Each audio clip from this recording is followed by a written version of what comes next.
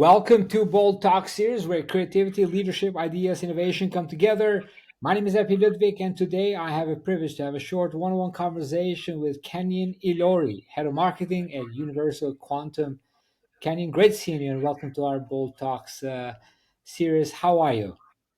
Thank you very much. I feel great. Today is a Friday, which sounds like a fantastic day to be having a podcast.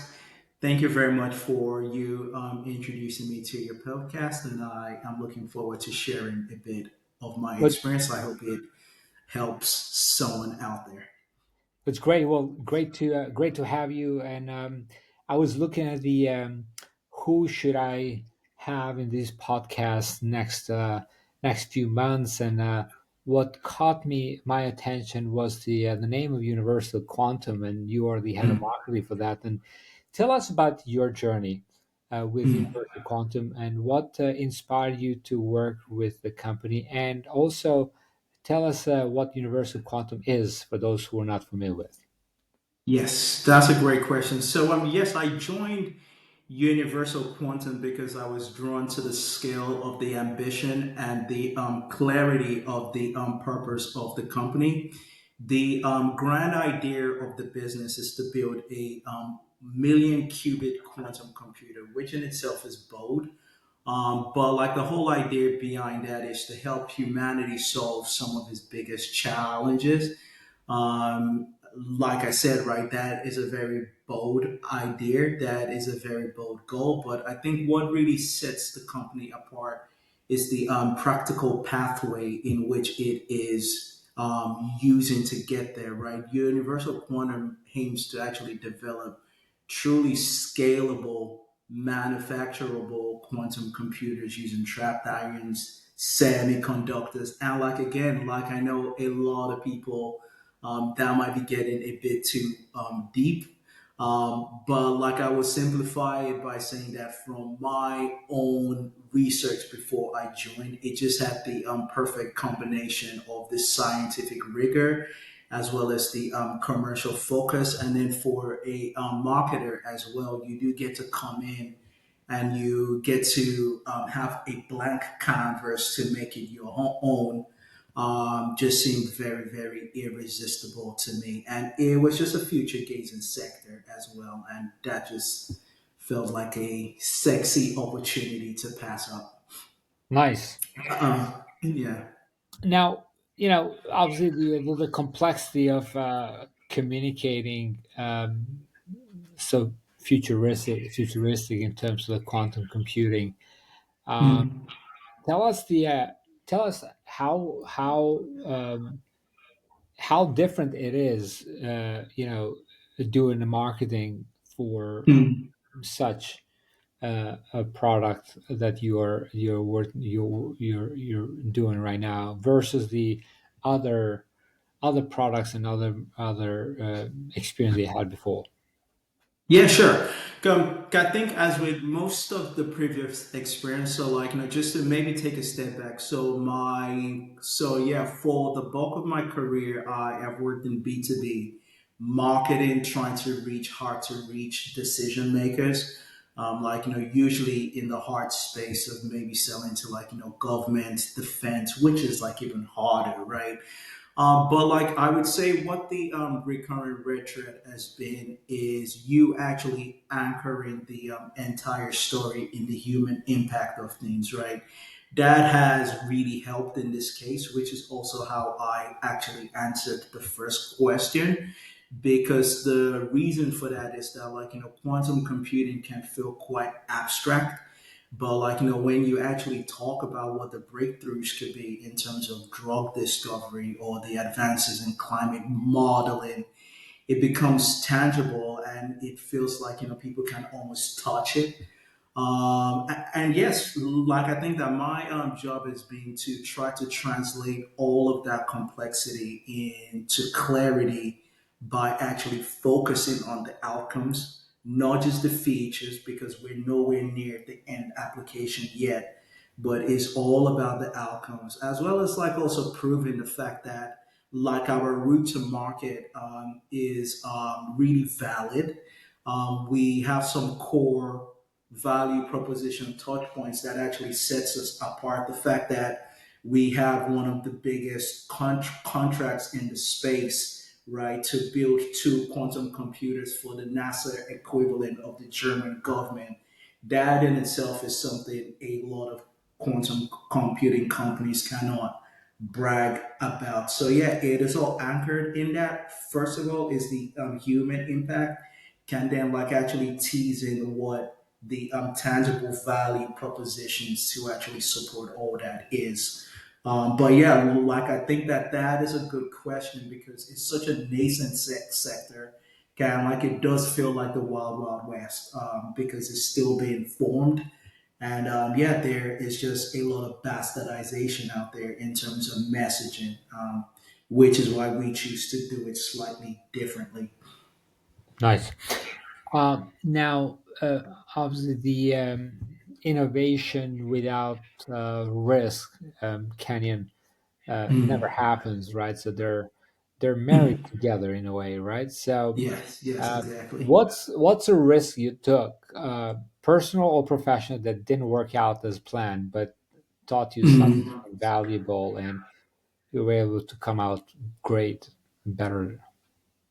Yeah, sure. That's a great question. I would maybe stick to where I am at now. So, like I said again, right, because this is a very nascent sector, I would say that the marketing is not yet developed as compared to some of the other sectors I have worked for. So, like I've worked in more formed sectors such as cybersecurity. So, like I would say, there is a lot of trepidation to try new things in this sector that I am in because no one knows what actually works yet. And like I would say that my guiding philosophy has always been to actually borrow innovation from sectors that are not your own. So, like, I actually look at what B2C companies are doing because they're doing all this fancy stuff, and to really wrap my head around, well, like, what would that look like if we slightly pivot that into a B2B setting? So, like, a very clear example of that of recent is we have just launched the first quantum computing company podcast in the sector. I think, well, like, at the time of me talking to you. And like, that was a big production. We don't know, we didn't know if like, that would land well. Yeah, and like, we were afraid as to what the right tonality would be between it being a company tool for us to shout about ourselves or to actually be in service of the subject matter. And yeah, we chose to do the second part, which is just to take the company out of it and just to educate folks in general and to make it light. And yeah, now it is one of the largest tech company podcasts growing out there. So yeah, that was a worthwhile risk that we took, and it just Nice. made sense. Yeah. Nice. What's the biggest misconception about your industry? Yeah. I would say that the biggest misconception when you are talking to folks that are not from the sector, they might like actually think that like, quantum computing is just artificial intelligence. That's number one. Or like, kind of like the second misconception with folks that know a little bit about quantum computing is they feel that it is decades away and is not relevant now. But I would say that in reality the foundational work is actually happening today, and the industry is actually moving fast. So for a company like UQ, we are no longer just in like research mode. We are actually engineering, we are manufacturing, and we are building partnerships that will lay the groundwork for this delivery sooner rather than later. So yeah, I would say that's what the biggest misconception is. We are not artificial intelligence, and like this is not just as far away as folks think. Yes, right there is still a time gap, but like we are building now. Which where are the most of the activities? What's the probably the or maybe I can rephrase this myself. What is the biggest ecosystem that exists, like for quantum computing in the world? Yeah, Is it yeah, sure. is it concentrated in one area, or is it like spread around, or Yeah, that's a good question. So, this is actually very spread around. Can like I would say with varying degrees of maturity. So, there is the soft whispers of rumors that China is probably more advanced than everybody else, and there is a sovereign element to quantum computing as well, with the understanding that when you do crack it, um, we probably want to apply it at some point to foster defense, foster encryption, as well as the national standing of a sovereign nation.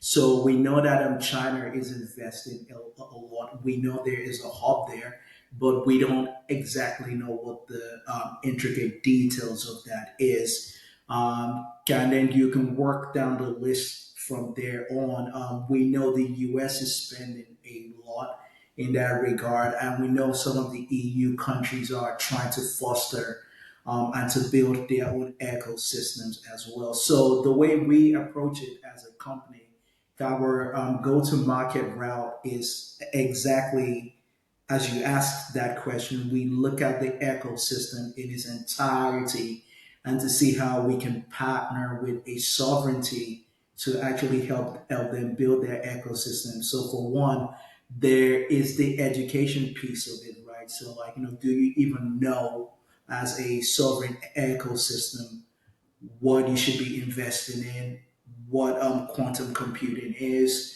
and how to really assess and to pick the right companies to help you develop that. So we're trying to get in there early, and we're looking at the ecosystem as a whole rather than just targeting the smaller parts of the sovereignty.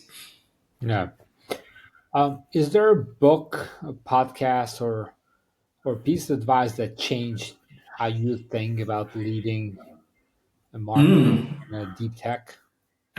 Yeah, that's a good question. No one has ever asked me. So I read a book not too long ago. It's called The Brand Gap, and for me, it really reframed how I think about aligning business strategy with the creative execution of things. And yeah, let me remember this piece from the book without bastardizing it. I think it was something around that, don't just market the product, you need to market the mission, which, as you're hearing from me, is a red thread in how I look at how we talk about the company, right? And just even painting the vision, which is tied to the mission of us as a company.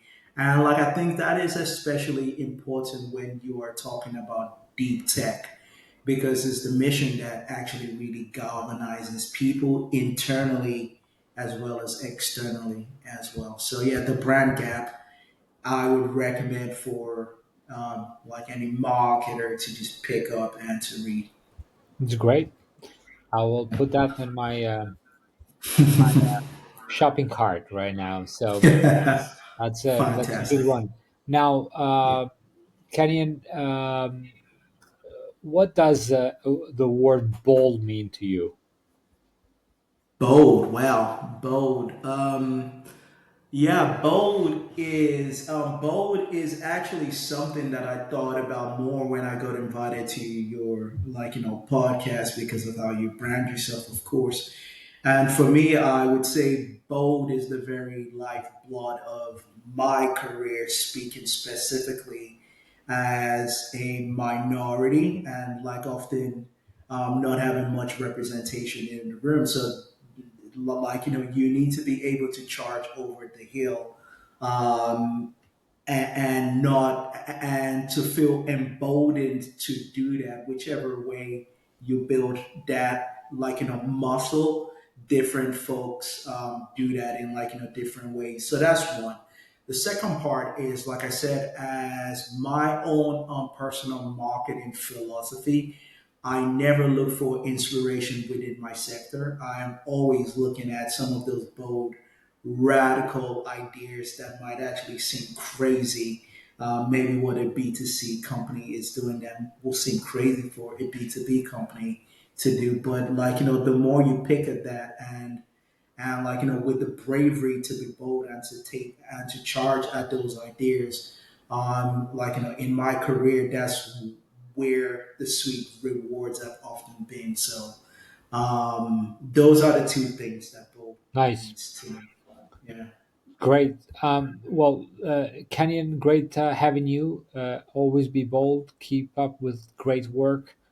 Thank Thanks you. for joining me in this Bold Talk series and look forward to seeing you soon again. Until next time, take care, be great, and be bold always. Thank you very much. It's been my pleasure. Cheers. Take care, man. Cheers.